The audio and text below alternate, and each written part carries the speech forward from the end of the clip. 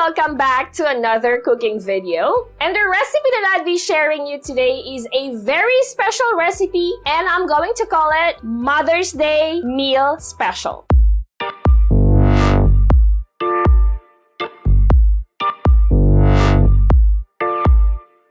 Yes! That's right. And since it's the month of May, ano nga bang pinaka-special na occasion during this month? Of course, ang Mother's Day. And if you're looking for some special gift or anything that you can do for your mother this coming Mother's Day, what about kung ipagluto mo si mama, si nanay, or si mami na yung special meal? At itong meal na i-share ko sa inyo ay paniguradong masarap, mura, and of course, healthy. Kasi alam naman natin, yung mga nanay natin ayaw nila nung fatty or napaka-oily na pagkain. So, gagawa tayo ng tatlong recipes. Una is gagawa tayo ng fish katsu. At sa fish katsu, ang gagamitin ko dito is in cream dory, yung fish fillet na nabibili sa supermarket. But of course, you can always use any fish that you like, especially yung favorite fish ng nanay nyo. So, ang gagawin nyo lang, make it boneless and then tanggalin nyo yung skin ng fish. After natin gumawa ng fish katsu, gagawa naman tayo ng java rice. Of course, kung mag-prepare ka ng meal, might as well mag-prepare ka nung yung hindi nyo kinakain usually sa bahay. So, gagawa tayo ng java rice. Napaka-simple at napakasarap ng recipe na to. And another na gagawin natin, of course, para makompletong meal natin is gagawa tayo ng side dish. At ang gagawin natin ngayon ay coleslaw. So,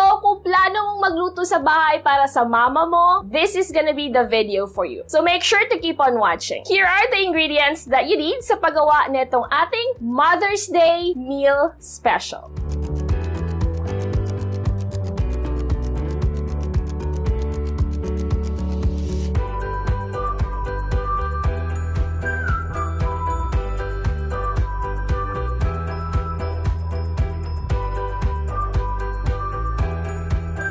For our side dish, let's prepare the coleslaw.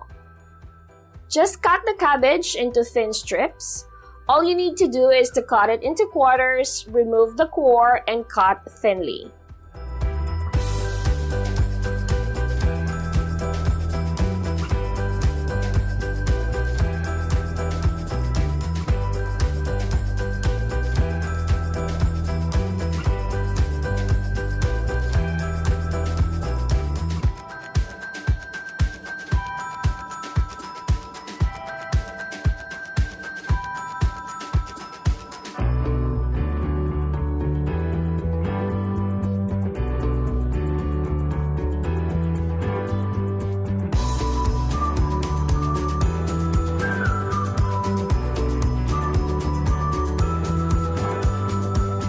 Then in a bowl, just combine the mayonnaise, onion, sugar, and Calamansi Extract. Make sure to season it with salt and pepper and mix.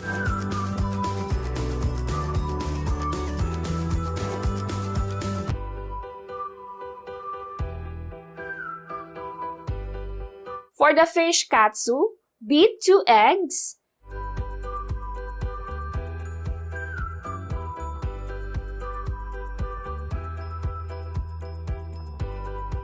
then prepare the all-purpose flour and the Panko breadcrumbs. Season the fish with salt and pepper, coat it with all-purpose flour, dip it in the eggs, and coat it with breadcrumbs.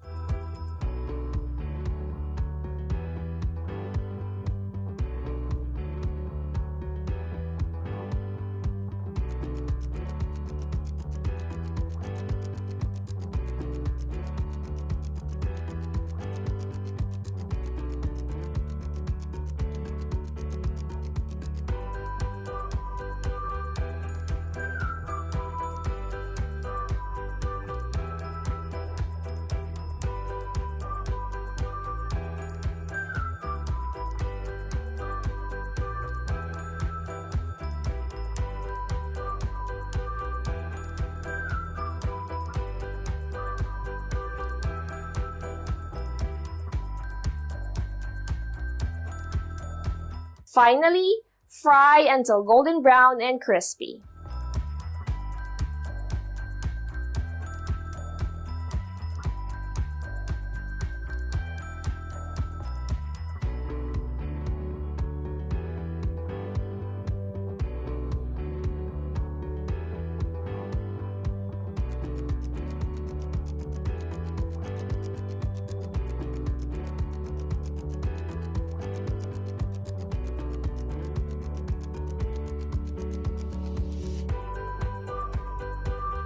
And for our Java rice, heat some Annato oil in a pan, add the margarine,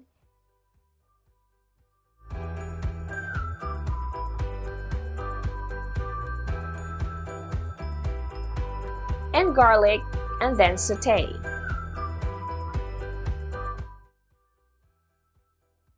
Then add the turmeric powder.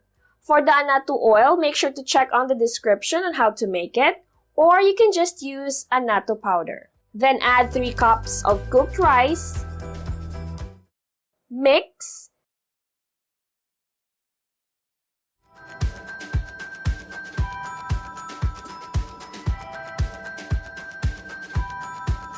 season it with soy sauce, salt, and pepper.